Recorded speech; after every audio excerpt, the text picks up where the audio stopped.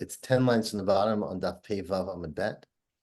The pasuk is Vayar Elav Hashem Be'elonei Mamre. You got it? Okay. Yep. Let's get started. I think others said they'll be able to join later, hopefully.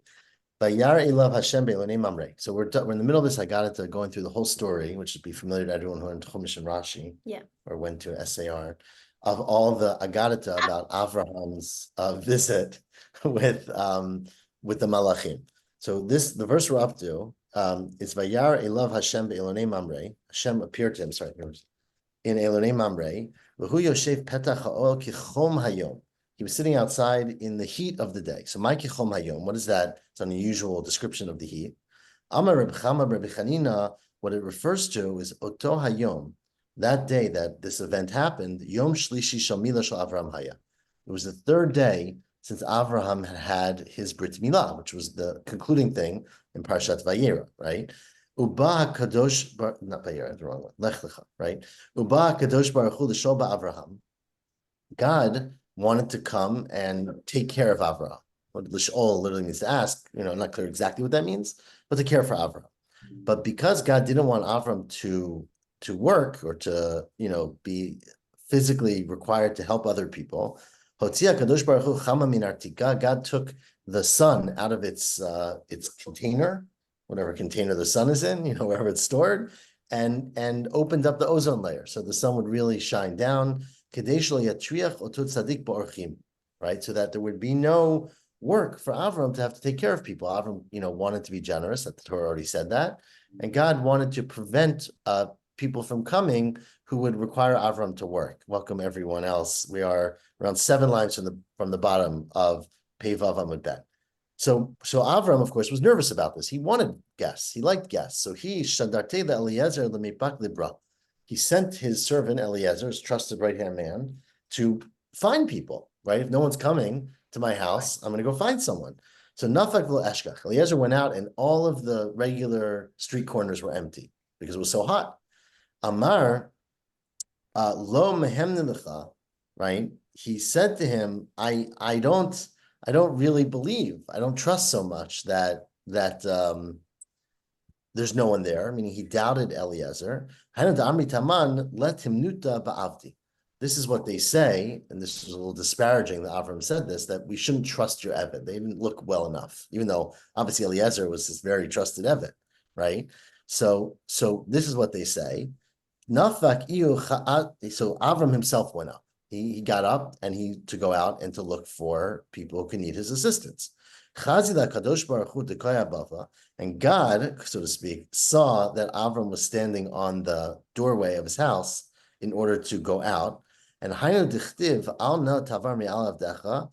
said, don't, I won't pass from my Eved, or Avram said it to Hashem. Even the Chazadika Asar V'Shari, Hashem saw that Avram was, Rashi understands Asar V'Shari means he was untying and tying, meaning his wounds, he still had a bandage around his genitals from his Brit Milah, and Avram was like trying to get dressed and put things on, and Hashem realized it was going to be a big tircha for Avram to go out and find people.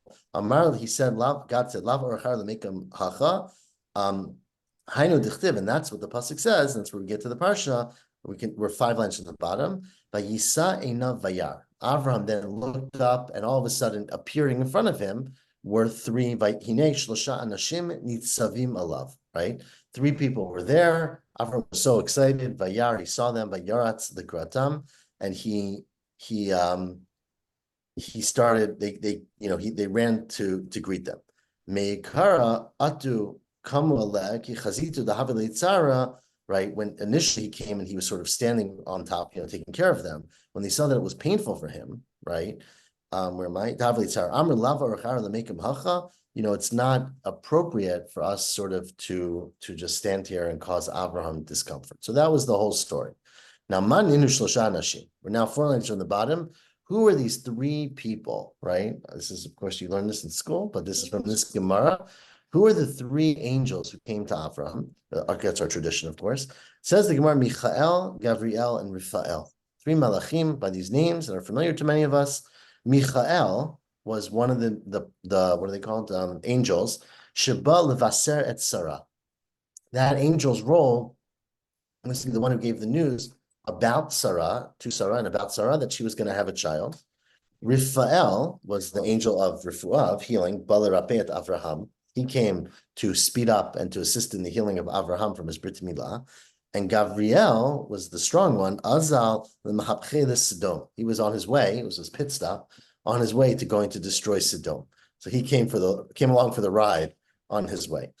Says Gemara, that's very interesting. But the pasuk says when you get to Sodom, right? If you're saying only Gavriel was the one who was supposed to destroy Sodom, when it says by Sodom, if you recall that the next part of the story is it's by Yavo Shnei Hamalachim Sodom Aberef. There were two malachim who came to Sodom. Why were there two then? Says Gemara, because although Gavriel's role was to destroy Sodom, Azam Michael Bahadei l'shizbe lelot. Michael's role in there was to sort of protect Lot. So Michael, who was the one who was helpful in giving the news to Sarah, had a dual role, which is a lot of theological debate. Can a malach have two roles, et cetera, et cetera?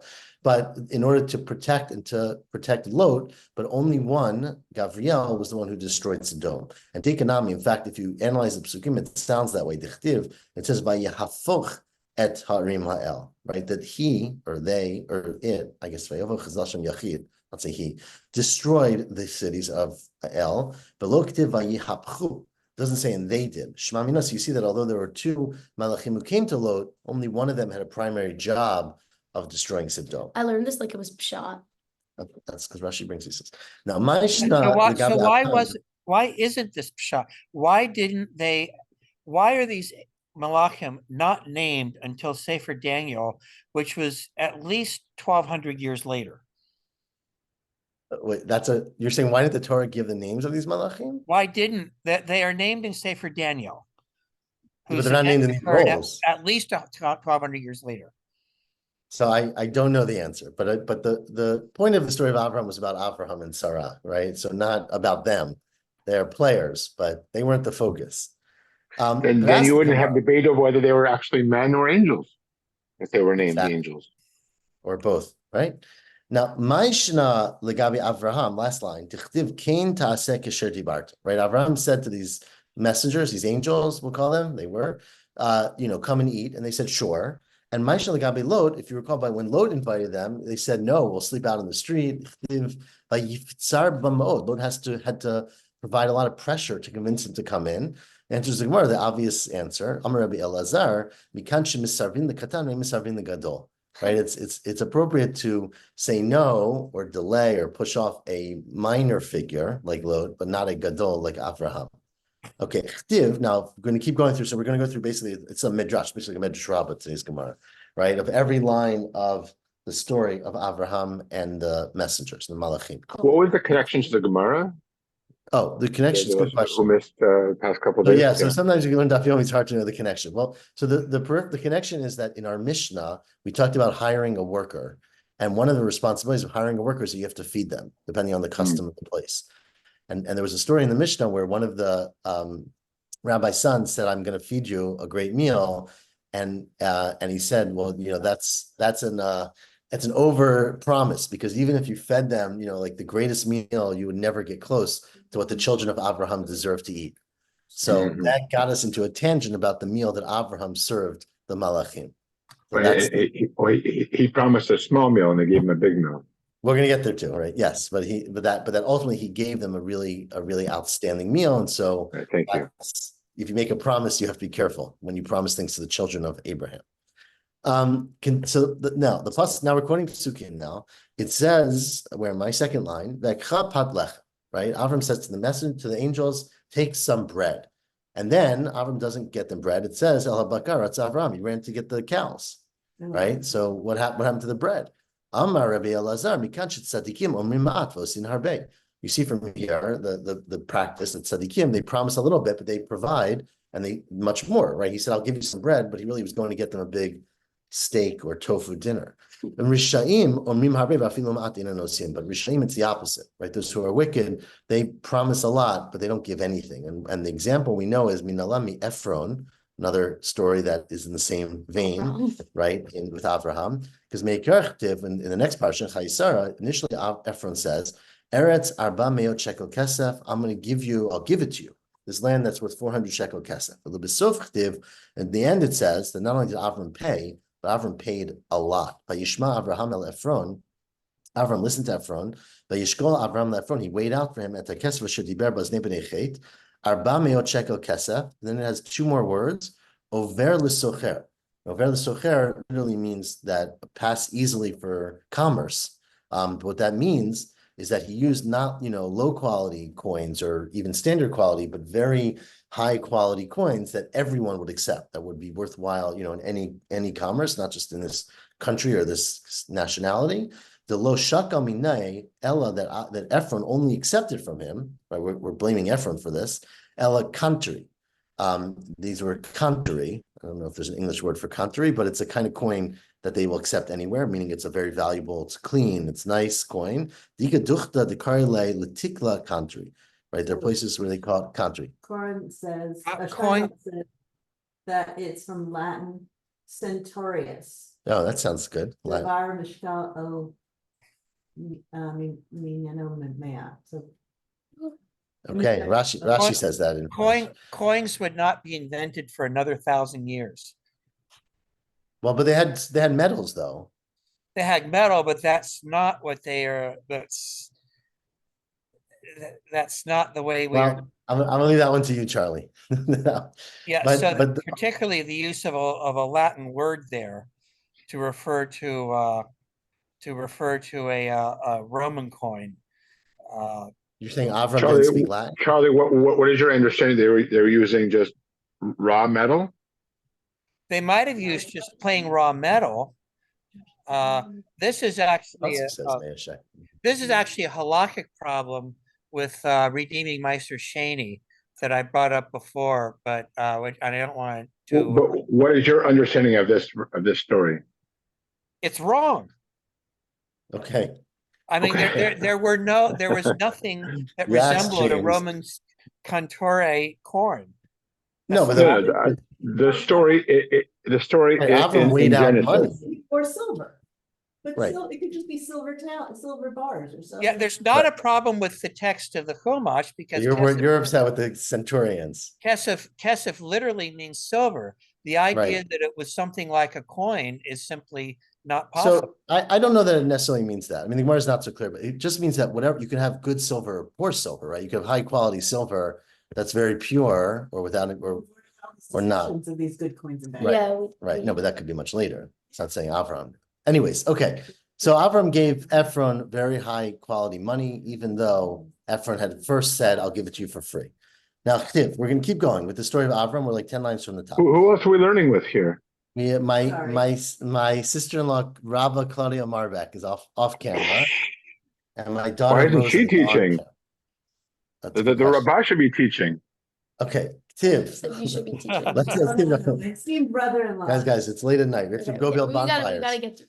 Tiv, it says Kemach Tiv Solet. It's interesting that when Avram says to Sarah, Lushi Vasi Ugot, it says go take Kemach so what's the words? I have them words here.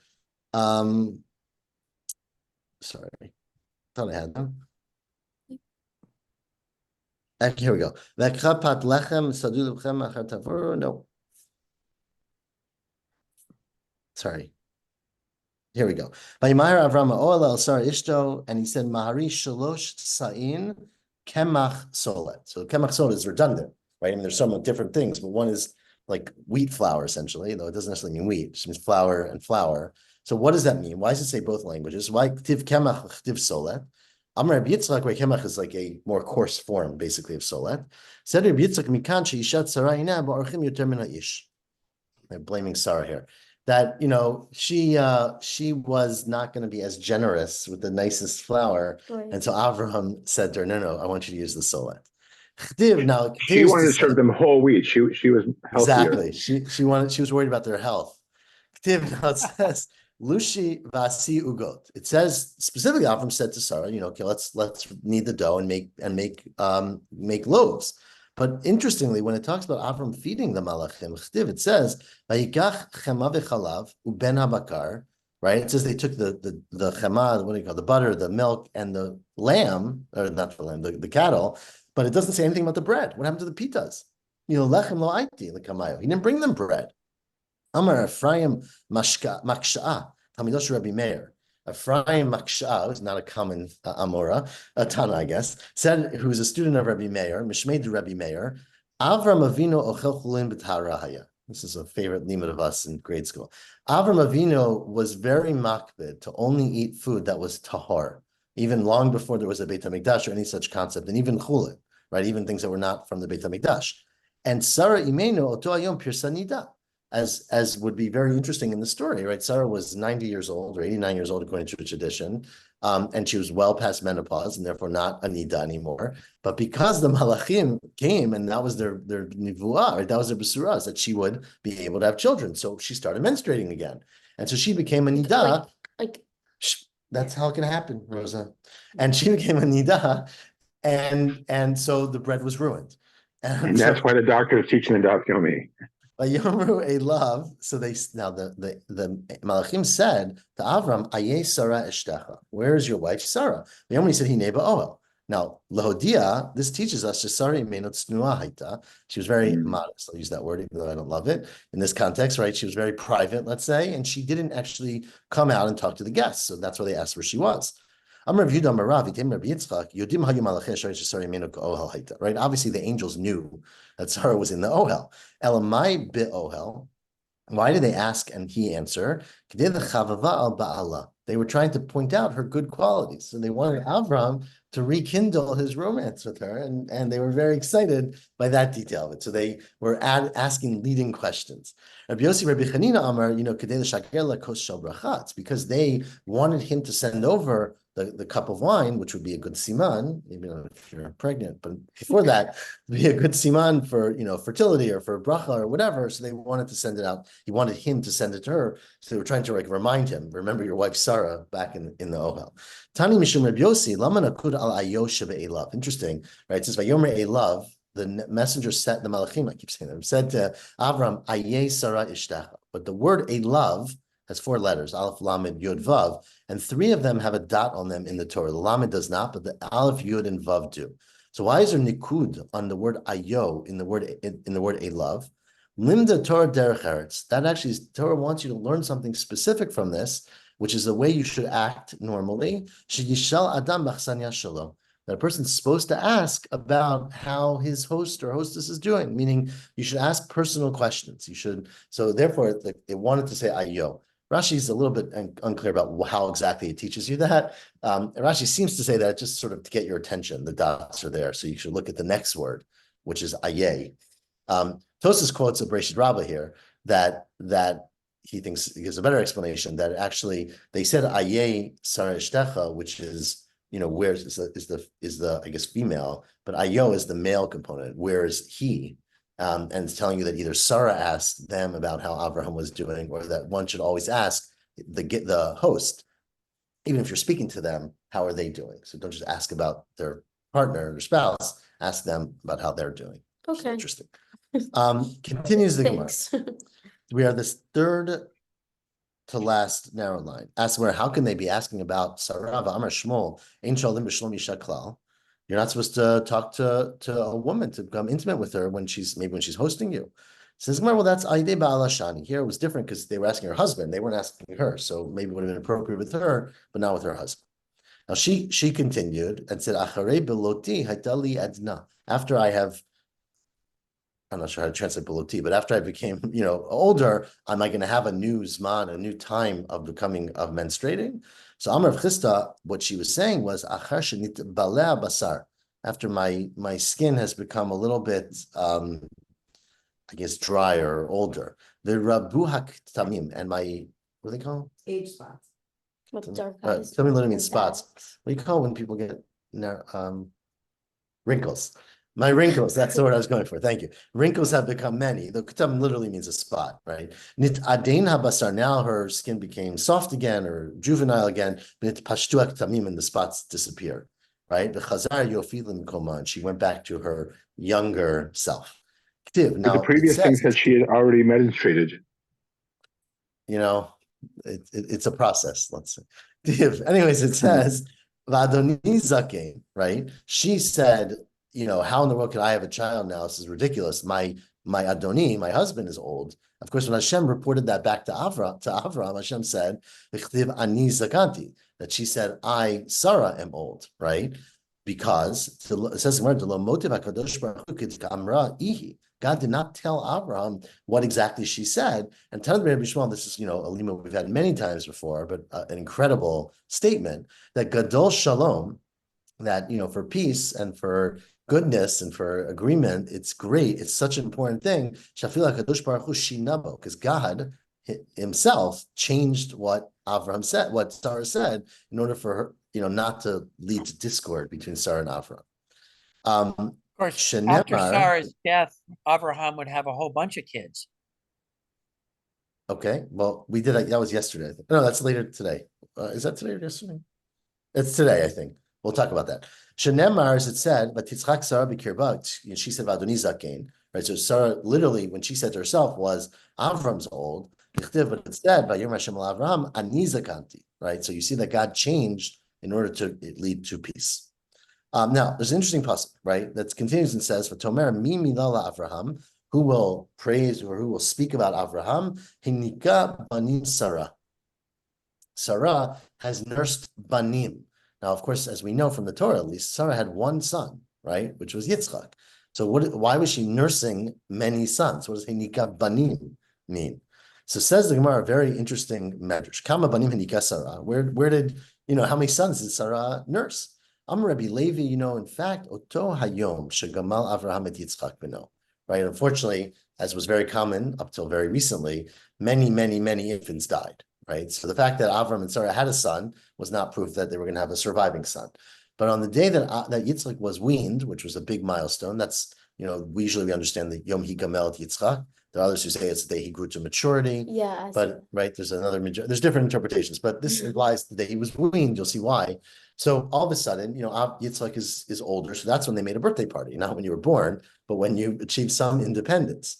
So the day that Avraham, Shegamal Avraham et Yitzchak beno, asas uda gedola, he made a huge feast, right? Hayukol umoto olam meranim va'omrim. Now all the people, all the neighboring umoto olam, which I guess in Israel in that time, and all the tribes around you, were made fun. And they would say, right? You see this old man, this old woman, they magically had a child. You know what happened? Obviously, they just found a kid, right? An abandoned child, and they adopted it as their own child. So they said it's our son. Below Od, not only that, not only are they just sort of trying to fool us all, right now they're making a big feast to whitewash their story. So so what did Avram do to sort of show everyone? Halach v'zimein kol gedolei hadar. He went and he invited all of the, what do we call it? Chieftains, we'll call them. V'sara imenu zimnat nishotem. And Sarah went out and invited all of their partners, all their spouses. Now they, each one, it's not clear if this was planned by Sarah or planned by the people. They brought all their kids with them.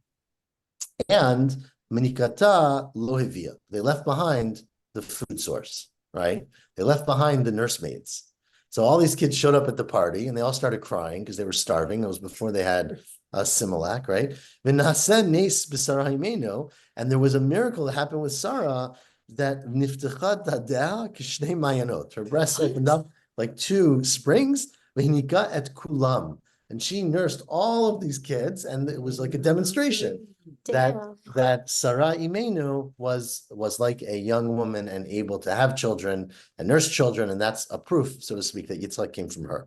So Adayin Hayim, people were still making trouble. They were spreading rumors. Well, okay, in Sarah batishim telet, shana telet. So okay, Sarah was miraculously had a child at 90 years old. But who said that Avram's the father? Avram ben Me'ah shana yolid. Who said Avram at 100, 10 years older will lead to a child, which doesn't make so much sense because, although I guess it's not common, it doesn't always work that way, right? Miyad ne'apach klastor panim shel Yitzchak v'nidmeh Avraham. So then the somehow the face of Yitzchak came to look exactly like his father Avraham. So patchu kulam v'amru Avraham holidet Yitzchak, and that's why they said again at this. If you look at this later ceremony, Avraham gave birth to Yitzchak, which was years later. But this is sort of when people accepted it. So this was the miracle that happened. Now, interestingly, Ad Avraham, you'll see why this is connected. Until the days of Avraham, lo haya zikna, which seems to contradict a little bit what we just said before, that Sarah was an old lady, right? But either way, there was no zikna, which sort of means that people, we understand in this context means that people didn't age. They just looked the way they looked, like as adults.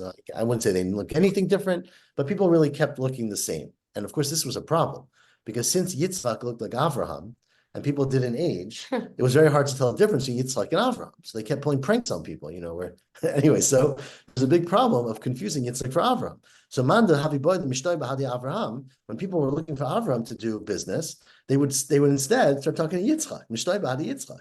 And the opposite, Bahadi Yitzhak, Mishtoi Bahadi Avraham. So this seemed to be a big problem. Now, it's not clear to me why this is such a big problem, but it seemed to them to be a very big problem that if they looked like each other and they didn't age, that people would never be able to tell the difference. So Ata Avraham boy rachmi.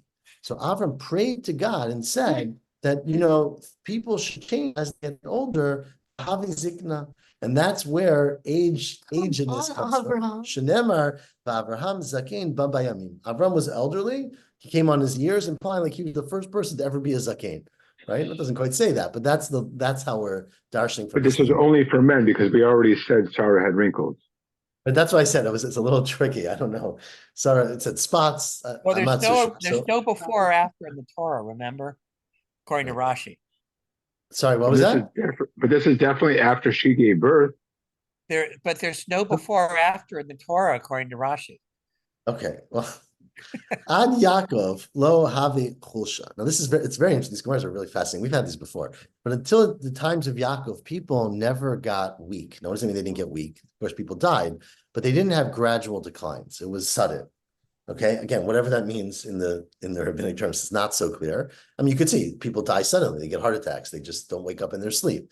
But there weren't gradual illnesses. And Yaakov said that was a mistake. That was not a mistake, but that was a problem because then a person doesn't have time to prepare for their death, right? And as we all know, Yaakov in Mitzrayim did a lot of preparation for his death, right? So Ata Yaakov, Uboy Rachami, Yaakov prayed to Hashem, or to ask for compassion, Vahavi Chulsha, and he became sick in leading up to his death. Shenemar Vayomer li Yosef, they said to Yosef, Hine Avicha Choleh. Again, that doesn't prove to you that no one ever got sick before, but that's a medrash, right? Your father is sick. Now, Ad Ata Elisha, we're going to fast forward now a couple hundred years, right? Several hundred years, until Elisha came, Lo Have Decholish V'itbach. There was never someone who got sick, again, it must be whatever kind of internal mortal fatal illness, and got healthy again. No one ever recovered from an illness. So if you got sick, you didn't tell you necessarily maybe how long, but you were going to die from that illness.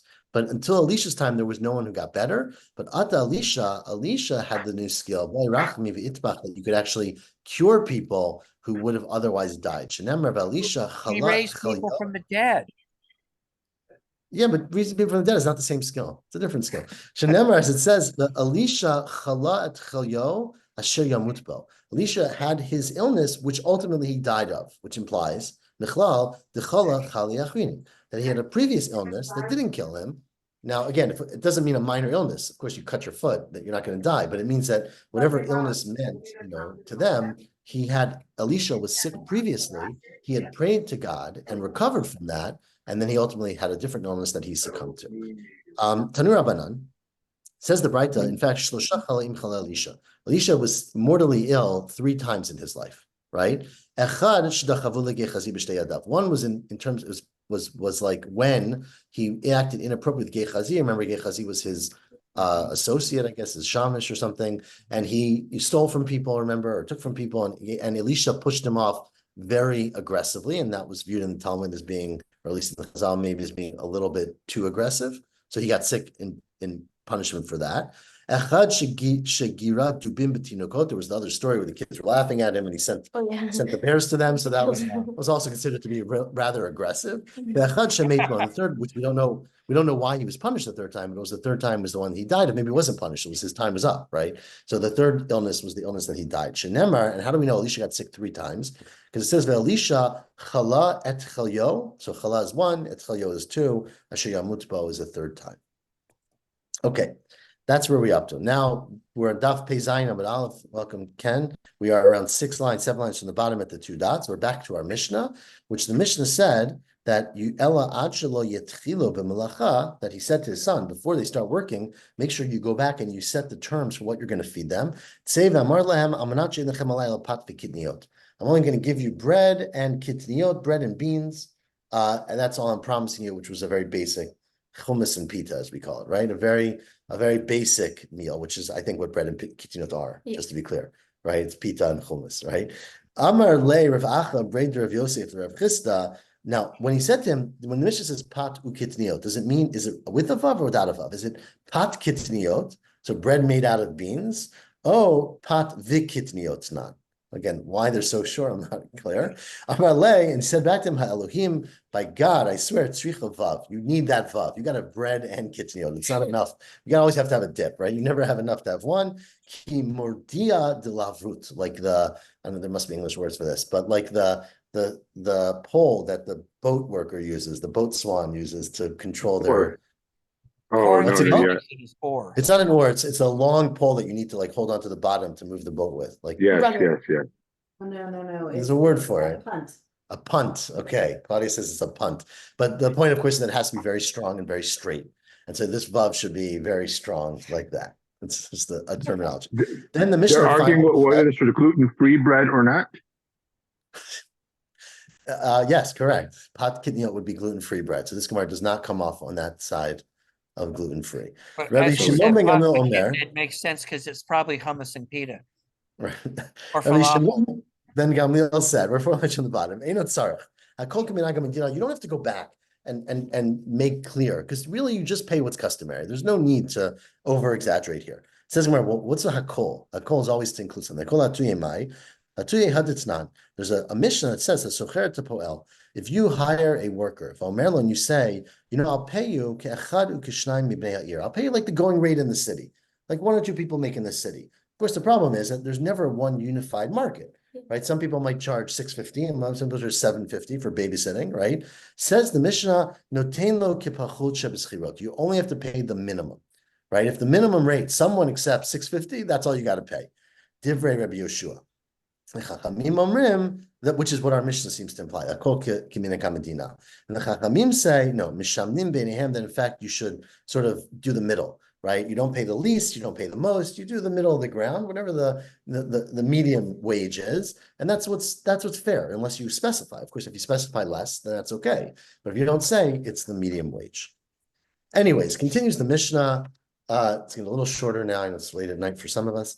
Elo ochlim min haTorah. Tosfos points out here, it's a nice Tosfos about why in the world we have this Mishnah here. But this Mishnah goes to explain a very interesting set of psukim in Sefer Dvarim and Kititze, which says that when a person is working in a field, right, you're allowed to take some of the food that you remove when you're working, right? So the pasuk says, there's a couple of psukim actually, which I probably have somewhere. I have a number bet. Ki tavo b'kerem re'acha. This is in Dvarim Chav Gimel Chav Hei. If you are walking, you're going through the vineyard of your friend, the achalta anavim kinafshecha savacha, you're allowed to eat grapes that fill as much as you want. They'll kel yechalo titain, but don't put them in your bucket, right? And then the next pasuk continues, it says ki tavo b'kamat re'acha. If you're working in the field of kama is grain, right, of something that stands up, then katafta mililot biyadecha, you can take off some of the kernels in your hand. The chermesh lo tanif al kamat re'acha, but don't use a chermesh. I think it's a sickle. A scythe. Scythe. Okay. Whatever implement you use to cut off, you can use your hands, but you can't basically use a tool to harvest. So the reason we're talking about this is that since we said by a poel, you have to feed your poel midrabanan, because that's a medina. Mishnah wants to segue into what you have to feed your poel midoraita, right? And a poel who's working in a field is allowed to eat from the Torah. You have to let them eat. So says the Mishnah, Elo ochlim min haTorah. These are the people who can eat from the rule of the Torah. A person who's working in something that's connected to the ground. Bishat gmar melacha. If you're working when it's the end of its melacha, meaning when you're about to harvest it or cut it down, that's gmar melacha of grain, right? Ubetalush min hakarka. If you're working on something that's not connected to the ground, it's ad shelo nigmar melachto. It's until it becomes finished in terms of finished and chayiv in truma. Remember, things are not chayiv in truma until you've already turned them into a pile and made them into a roeh pnei habayit. We'll discuss that tomorrow. But you can eat during that time. Ubedavar shegidulam min haaretz. That's only true about things that grow from the ground. When can you not eat? If you're working on things in the field, meaning if let's say you're hoeing, you're raking, you're planting, you're not harvesting. We turn the page, and things that are disconnected from the ground, like grain on a pile, after you finished its melacha and its chayv and maaser, and with davar she'en gedulah min haaretz, you cannot eat things that are not grown from the ground, like cheese, right, or milk, or things like that. If you're a milker, you're not allowed to take some of the milk and drink it. Now, this is a rare correspondence of the Daf Yomi for Bavli with Yushami Yomi, because it just finished the chapter that discusses this in the Sekta Maasrot. Okay, well, Charlie, I think you're going to be our one source for that here. So you could say anything you want. Says the Gemara, so how do we know? What's the verse that supports this contention of the Mishnah about what a worker is allowed to eat and what a worker is not allowed to eat? So says the Gemara, it says, and I just quoted these psukim, Hitavo bekerem re'acha, you are working in your friend's vineyard, ve'achalta, you can eat. So the Torah very clearly says you're allowed to eat. Now says the Gemara, ashkan kerem. Okay, so you see that's true about a vineyard. What about kol mili minalan? Our Mishnah said anything that grows from the ground. How do you know that? Says the Gemara, gabrina mikerem. Well, we learn out from kerem. The kerem is not the only one. It's an example. And we say, ma kerem yuchat davar shigdulo karka. Kerem is something that is grows from the ground, right? Ubishat gmar malacha, and you're talking about a time where you're harvesting. We're assuming that. We'll see why later. So therefore, and in that case, the Torah says poel ochelba, that a worker is allowed to eat from the fields while they're harvesting. Afkol davar shigdulo karka b'shat gmar malacha poel ochelba. So too, we learn from there to everything else that those are the criteria. If it grows from the ground, you're working at the end of its sort of life cycle of being attached to the ground, and you're workman, you're allowed to eat. Says, well, that's why would you say that? Kerem might be unique. Malik kerem, shkein chayav olilot. Kerem is a unique object, unique responsibility. That remember, if you have olilot, which are like the unfinished grapes that aren't totally mature, you have to leave those on the vine for poor people to take, which is not true about other things, right? So kerem seems to be something where the Torah specifically says to be generous, maybe in terms of sharing it with others. So how can you say that it applies to everything? Well, you're right, but there's a next pasuk. The next pasuk says ki tavo b'kamat re'acha, when you're doing the work in the kama. Kama again means things that are standing up, meaning grain, basically. So gaminan mikama, right? Says well, we learn from grain. Kama gufa minalan. That's from the other pasuk. It says kitavo b'kamat re'acha. You're going into the field. Again, this means you're working in the field of your friend. B'katafta mililot biyadecha. You can cut off the kernels in your hand. So that's how we learn that it applies to everything. So basically, from the two, we learn it all out. Says well, and we're going to go back and forth for a second. Malik kamash kein chayav b'chala. From kama alone, you can't necessarily learn this because kama, if you recall, is chayav and chala, right? You're not allowed to just eat all the grain you have. You have to give some of it to the kohen. That's chala. Says well, that's not necessarily true because kama describes anything that grows standing up on the ground. Not everything that grows standing up on the ground is chayav and chala. For example, soybeans, right? Challah is only something that's green, right? But beans or anything else like that, kidneyot, you might rice. Or rice, right? Which Rashi does not say. Why Why are you assuming that what's growing is chayv and challah? Maybe Torah is saying all things that grow standing up, and Rashi includes even kidneyot, but Charlie is right, even rice would be also chayav. Says the Gemara, well, no, that's not necessarily the case because atya kama, we learn that we might learn exer shavar from the word kama to the word kama. Tivhacha kitava b'kamat re'echa. Tivhatam, it says, this is a good confluence of tonight of Lag BaOmer, right? It says when you start counting the sphira, you count mehachel chermesh b'kama. When the chermesh, which is the same word that we just used, right? When the kernels grow in the kama. Now, of course, Sfirat Omer is referring to kama that you bring on the mizbeach, right? Mahatam kama d'mechai b'chala. It's referring to kama that you have to bring challah because it's saorim. Afacha nami kama d'mechai b'chala, right? Says Gemara, that's true. That the kama seems to be only grains that would be chayv and challah, but ikon the mifrach, right? So therefore, going back now, you can ask a question about how can you prove that all standing things are allowed to be eaten by a worker, because malik kamash kein chayavet b'chala. Maybe the Torah only said by kama, and it's only referring to the 5 grains that are chayiv. Let's say the 5 grains are chayiv and challah. How do you know that all other things can be eaten by a worker? Interesting, well, kerem yochiach, because then you go back to the vineyard, right? Which clearly is not chayiv and challah, right? It's a concept. So you see that that's not essential.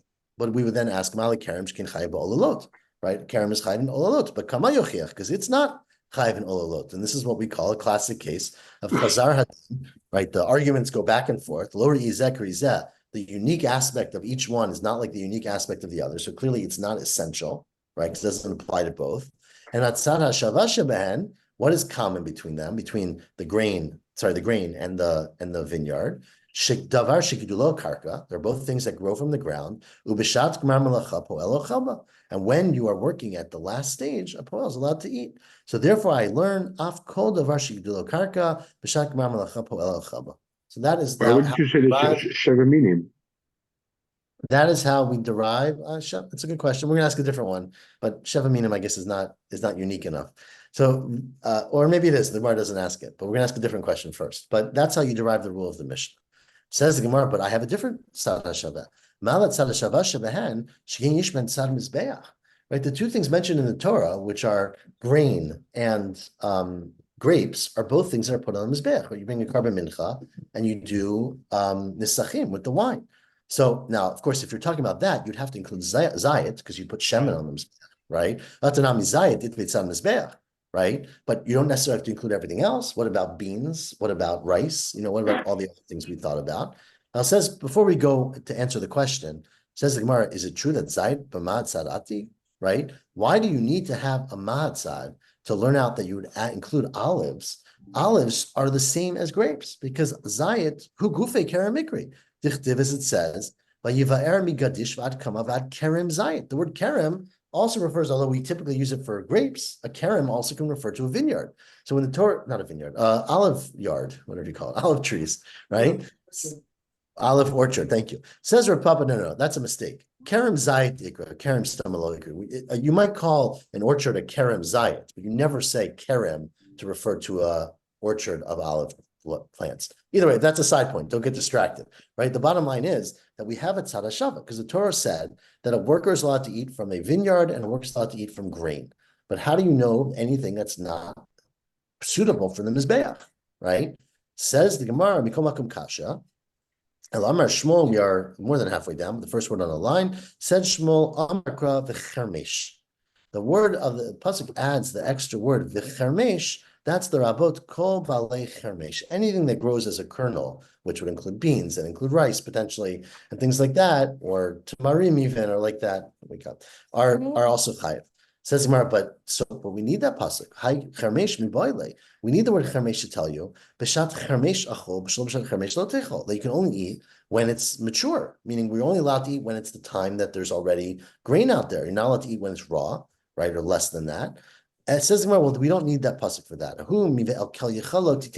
We're going to see later, actually, Torah says you can eat it, but don't put it into your bag, implying that you would otherwise be putting it into your bag, meaning it's finished growing. So it says, okay, well, so now that you learn from kernel, anything that has a kernel, like rice, I think rice is kernels. I think that's the definition, right? Corn. But corn is a good example, I guess. But beans, of course, lentils, things like that. But what about things that are lav chermesh? What about things that don't grow that way? For example, Rashi's example is tamarim. What about dates? You're working in the date field, right? Dates are lovely. You want to eat them, right? You're picking apples. I guess they're not the var chermesh. How do you know that you're allowed to eat those? El Amar of Yitzchak, forget about all of this. Amar kra kama. The Torah says the word kama, and the word kama is the rabot kol balei kama. Anything that grows standing up, you're allowed to eat. This is where I thanks for trying it again because you think we're more tired now. But you tried this like 20 minutes ago, and we said it didn't work, right? You already said that kama might be limited by something that's chayiv and chala, meaning it's only grain.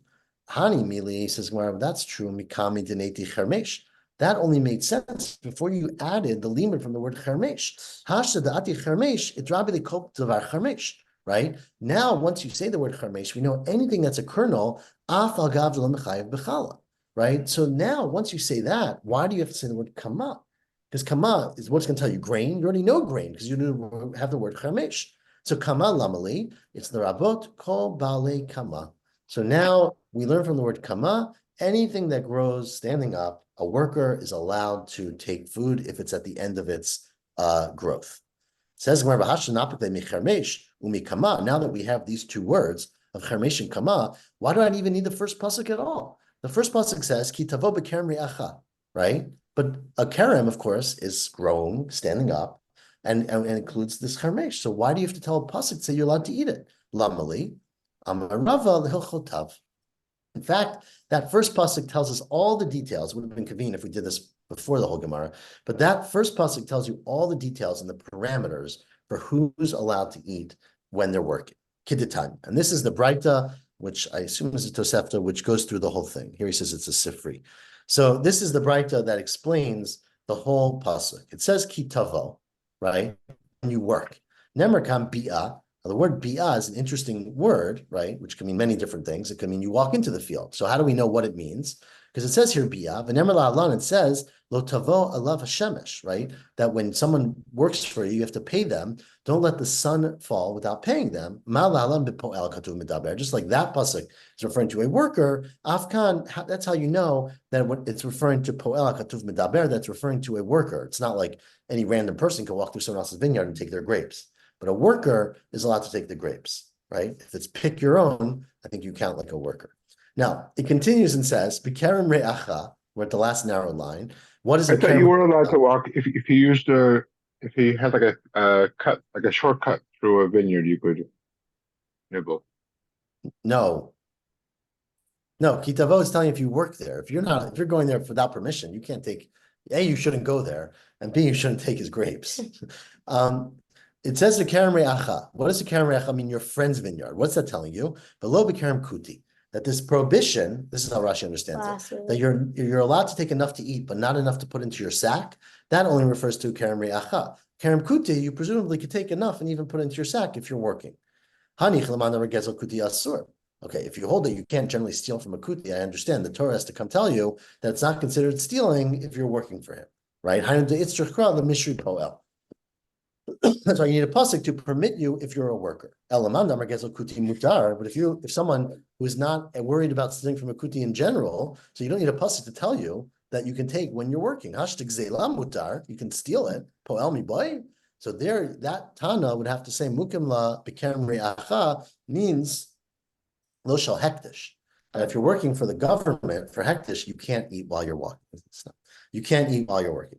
Okay, the next pasuk says, next words are v'achalta, you can eat, and this is very important, I think, below motzaei, fascinating. You can only eat the grapes, you can't suck the grapes, right? Not clear exactly why. We'll It's keep like going. enjoyment versus Anavim, and it says grapes, telling you v'lo anavim davar acher.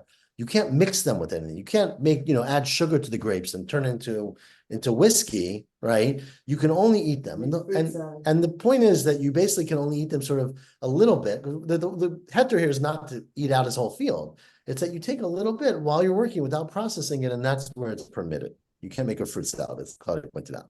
Kinafshecha, as much as you want.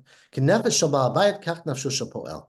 Right, that means that you can eat it like the Baal Bayit, meaning man nafshecha, just like you, this teaching you about the Baal Bayit, just like you achal patur, you eat it and you are the owner, eats it and is patur from maaser, because we're going to talk about tomorrow. You're only chayiv in maaser once you bring it into the house. Af nafsho achal patur, even though you're allowed to eat it from the Torah, it's not considered to be finished, and therefore you're patur from maaser. And it says siva'acha. You can eat your desire, and that means what you really want. You can't, load up on this. Be like, this might be my last meal for a week. Let me eat as many grapes as I can. That is prohibited. And you can't put it into your sack.